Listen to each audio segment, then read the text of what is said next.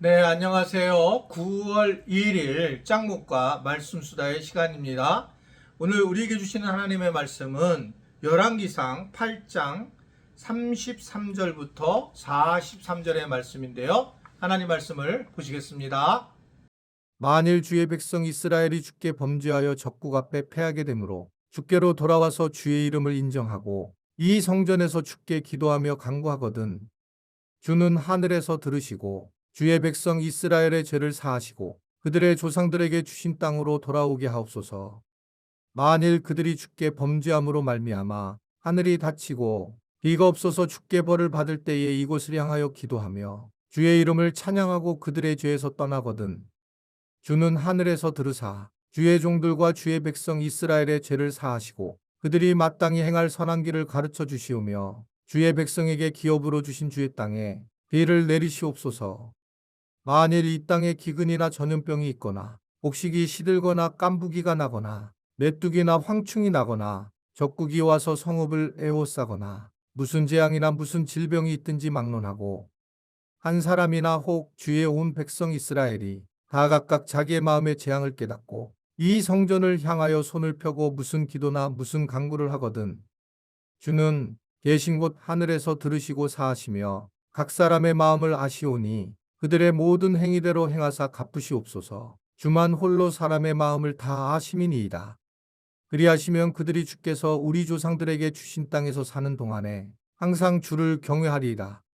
또 주의 백성 이스라엘에 속하지 아니한 자, 곧 주의 이름을 위하여 먼 지방에서 온 이방인이라도 그들이 주의 크신 이름과 주의 능한 손과 주의 펴신 팔의 소문을 듣고 와서 이 성전을 향하여 기도하거든 주는 계신 곳 하늘에서 들으시고 이방인이 주께 부르짖는 대로 이루사 땅의 만민이 주의 이름을 알고 주의 백성 이스라엘처럼 경외하게 하시오며 또 내가 건축한 이 성전을 주의 이름으로 일컫는 줄을 알게 하옵소서.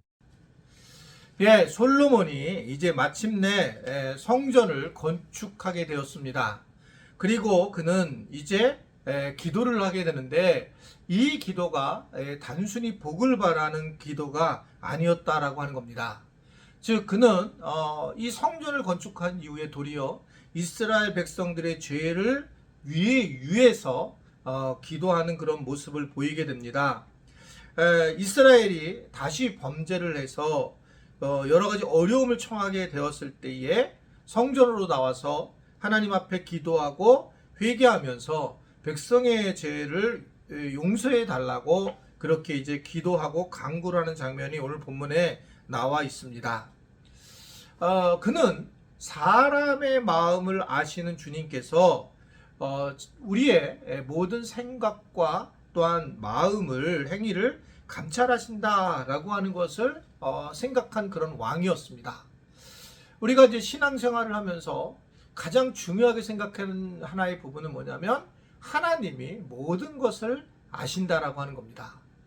하나님의 내 마음과 내 생각과 행위까지도 다 아신다. 그렇게 생각할 때에 우리는 회개도 할 수 있는 거고 또 그렇게 쓸 때에 정말 하나님 앞에 감사를 할 수 있다. 이렇게 생각을 하게 되는 거죠. 사실은 우리의 마음을 어떻게 완전히 알 수 있을까요? 우리 스스로도 사실 알 수 없고 우리 주변에서도 이것을 알 수 없어요. 하나님만이 내 마음을 분명하게 아신다. 내 행동을 다 아신다. 이러한 생각을 가질 때 내가 의도적으로 한 행위나 말 같은 경우가 회개하는 마음의 모습으로 쓸 수 있고 또 때로는 하나님 앞에 큰 위로와 은혜를 경험하는 그런 시간이 있지 않은가라는 생각을 하게 됩니다. 하나님이 모든 것을 아신다. 이게 이제 우리가 신앙생활에 깔려있는 중요한 가치여야 된다라고 하는 걸 볼 수가 있습니다. 그럴 때 이제 우리가 전심으로 하나님을 향해서 기도하고 회개하고 간구하는 모습으로 살아갈 수 있는 것이 바로 거기서 출발을 한다라는 겁니다.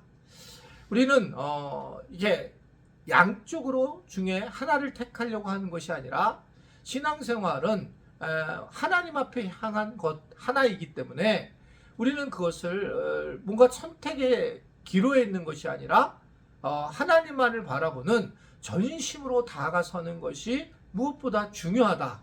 신앙생활은 전심으로 행하는 게 중요한데 그 전심을 행하기 위해서는 하나님이 우리의 모든 것을, 나의 모든 걸 아시기 때문에 내가 하나님 앞에 전적으로 하나님을 의지해야 된다라고 하는 것을 말씀을 하고 있는 것입니다.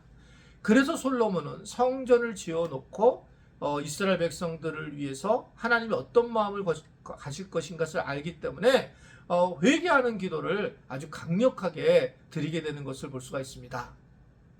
여러분들은 주변에서 여러분 스스로를 가장 많이 위해 줄 수 있는 사람이 얼마나 됩니까? 내 마음을 읽어주는 사람이 얼마나 될까요? 사실은 뭐 배우자일 수도 있고 자녀일 수도 있고 친구일 수도 있고 교인들일 수도 있겠지만 사실은 한계가 있어요.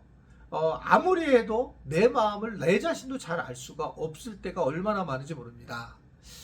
기도를 하면서 때로 이렇게 한번 깊이 기도에 들어가게 되면 하나님께서 말씀해 주시는 것이 이 마음으로 칠 때가 있는데 그때 막 정말 예상치 못한 하나님의 말씀을 가질 때 우리는 눈물을 흘리고 감동을 할 때가 있습니다.